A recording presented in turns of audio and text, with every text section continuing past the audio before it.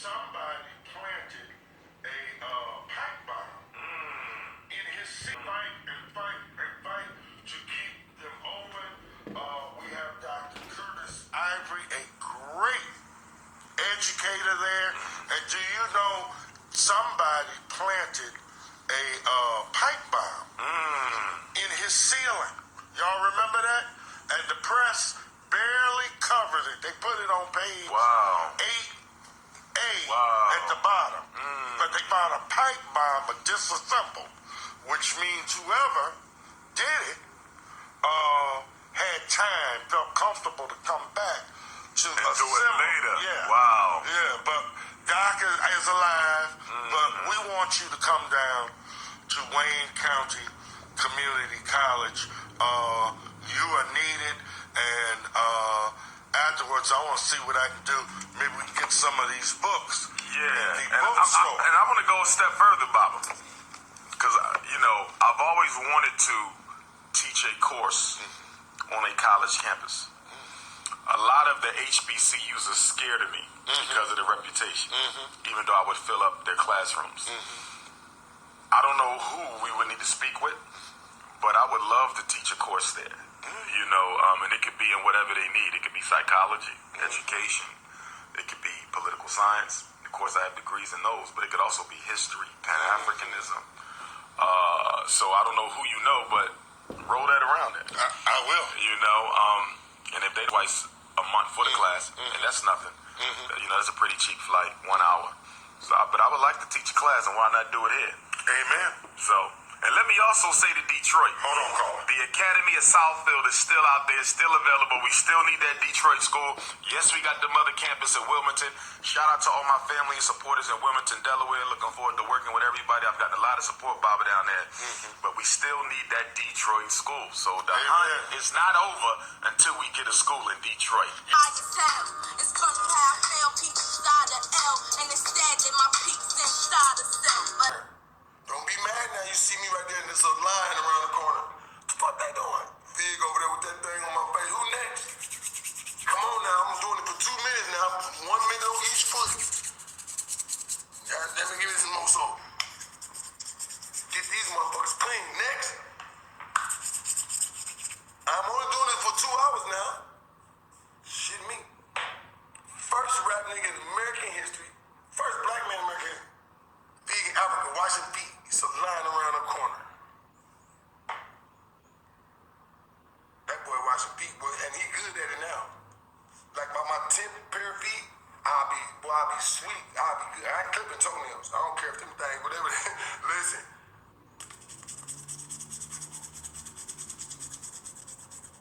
Preferably old women that nobody cared about. Yeah, men, I'll do probably 10 men. 10 old men that nobody loved and cared about. They was, that's on the corner somewhere. Bring him to me. Get his feet all the way polished up real quick. And we'll put lotion on him too. No, I'm putting, his lotion ain't good. I ain't doing that. I'm gonna put shea butter. The feet gonna be like butter. I'm talking about this, and I'm gonna put white socks on them, even though they gonna get dirty. I don't care. I want you to experience the American feel of clean feet with white socks on. And that's it now. I ain't doing it again now. It's the one time. It's the one time. Only package. Shea butter. That man just shea buttered 100 people's feet. The fact that the pendulum is swinging to the place where the youth are now the actual drug users, to me that's karma. To me that's that's something. It's the pendulum. It's the procession of the equinox. It's the dissension. It's the devolving, from being the seller to now the children being the users. So when I speak about it, it's never in a sense where it could be mistaken for hate. I'm just identifying it because one thing that I know, a lot of people our age and older, they have, unfortunately, a lot of the information that they're able to receive about this generation is through the lens of the media. and through the lens, a biased lens of a bipartisan party of people who hate our people. So sometimes you got to give them the breakdown of what's going on behind the scenes or what's going on with the youth from a perspective that they're familiar with, Indeed. One thing that me, you, Blue, Mama Pill, KT, 19 Keys, we all did a interview the other day. Say that again? I said the Oracle. Right, Oracle. Yeah, indeed. We did the interview the other day, and one of the things we touched on was Dr. Umar Johnson's interview on the Breakfast Club.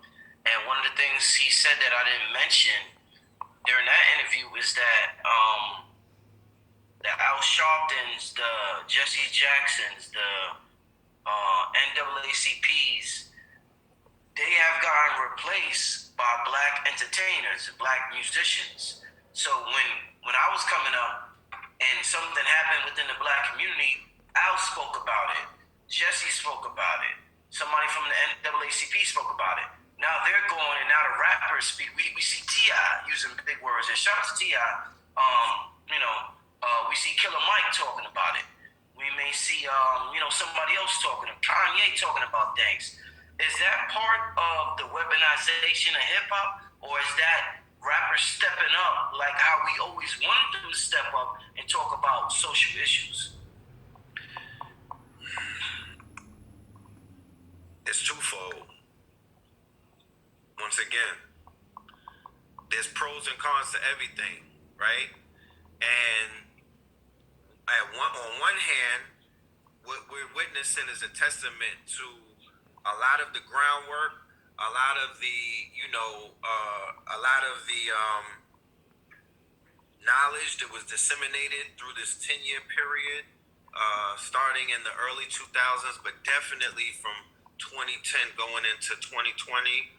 The way that this generation, because we're not separated. So if a Jay-Z is from my generation, or if a Sean Puff Daddy Combs, they're 50, right? So if they're that generation, but all of the artists that we came up with, we can never separate ourselves from these artists. So the same way that you see them, they see you. That's something we always have to remember. So when this generation started to wake up and get woke and become conscious, and the narrative completely changed, because I'm doing my 10-year, I'm going back into the memory banks, and I'm like, wow, this was not like, I'm looking at old episodes of Making the Band and whatnot. I'm looking at old episodes of the Nick Cannon. You know what I'm saying? I'm just like, the reality that we exist in right now. Remember, we exist in a reality, a consciousness. Remember, all is mental. So a collective consciousness that we exist in has Jay-Z, Nick Cannon, Charlamagne the God, everybody woke, right? At least the lights is on in the house. This was not the case 10 years ago.